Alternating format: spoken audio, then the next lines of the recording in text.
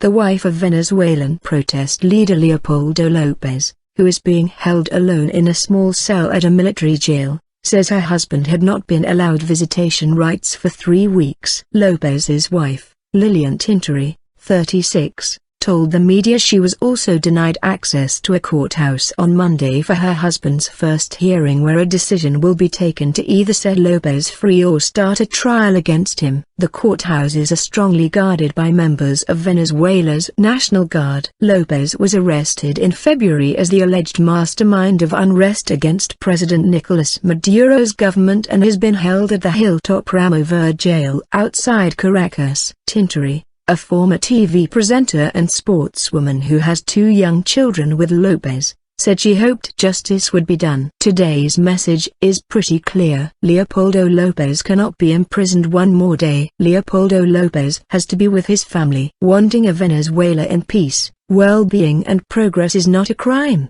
Tintori said. Spearheaded protests. The hardline opposition leader, a Harvard-educated economist, spearheaded street protests from the start of February that have grown around Venezuela. At least 41 people have died in the most protracted unrest in Venezuela for a decade, leading Maduro to declare Lopez responsible for the violence. Nevertheless, Tintori said peaceful protests were constitutional. Peaceful protests are constitutional and protesting peacefully is not a crime. That is why Leopoldo Lopez has to walk free, Tintori said.